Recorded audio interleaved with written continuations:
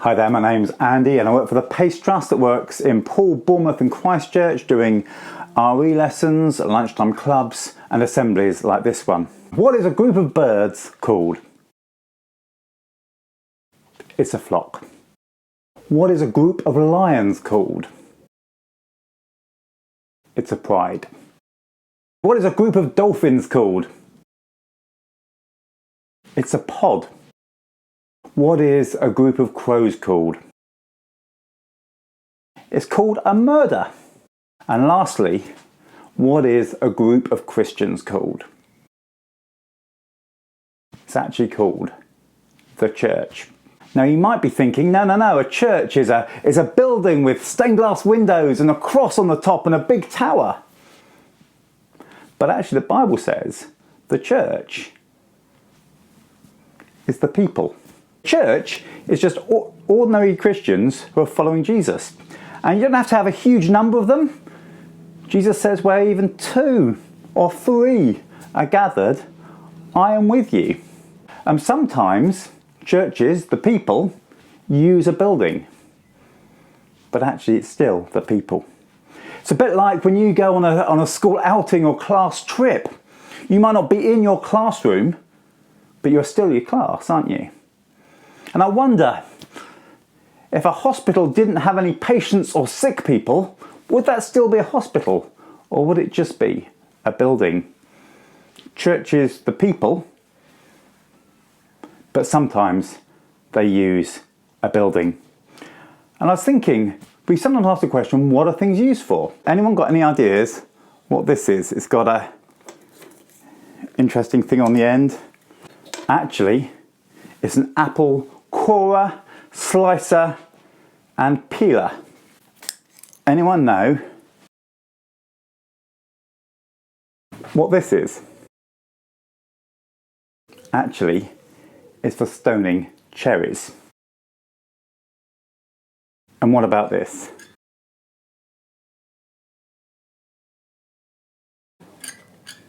It's actually for cutting your hard-boiled eggs. And lastly, church.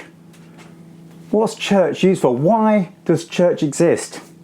Now sometimes I do this talk to grown-ups at churches and I often get them to explore what church is using either Lego or Play-Doh. So there's a few ideas that people came up with. Somebody did this idea of making with Play-Doh a megaphone, a loudspeaker. The idea that we got a message that's really good to share with the world. If I came and I had a whole packet of sweets and I started to eat them all up, you'd say, Andy, you've got some great sweets there, great things should be shared. Now the church believes it's got great news about Jesus that everybody is welcome to hear. And we say, we've got something great, come and share it with us. Come and share it with us. So the idea is good news to share. Somebody else made a picture of a heart. And the idea is that God's love is there to share with the world. And actually the idea is that the church is about love. It's about being a family together serving Jesus. Another picture we had was of a fire. That idea that a little bit of fire like a coal, if it falls out the fire, it's very easy for it to go out. But when we're trying to follow Jesus, sometimes it's hard and sometimes it's difficult and we need other people. We need people to love us, help us and encourage us to live for Jesus, because sometimes it's hard.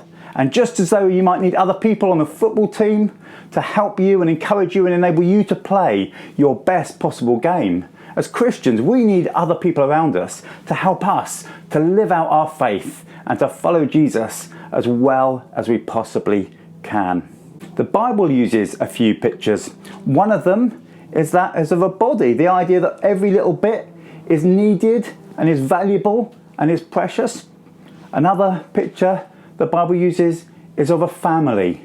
The idea that we all belong to each other, we're all on the same team and we're all meant to love one another and encourage each other. Another picture the Bible uses is of a bride, the idea that we are loved by God and he thinks we're really precious and wanted. And the last one, another picture is used, is of a branch attached to a vine. It's not about what we do, it's about God wanting to work through us and in us to be fruitful. Those are a few little pictures the Bible gives us of what it means to be church. Now, sometimes we think of church as an hour on a Sunday morning, facing front and maybe having to wear your best clothes. But that's not actually the picture that the Bible gives us. The Bible doesn't give us the idea of a service to attend, but rather it's a community to belong to. The Christians devoted themselves to the apostles' teaching, to fellowship, to the breaking of bread and to prayer. Everyone was filled with awe at the many wonders and signs that were performed by the apostles. All the believers were together and had everything in common. They sold property and possessions to give to anyone who had need. They continued to meet together in the temple courts. They broke bread in their homes and ate together with glad and sincere hearts, praising God and enjoying the favour of all the people. And the Lord added to their number daily those who were being saved. It sounds very different, doesn't it, just to going to church on a Sunday? What does it mean to be the church?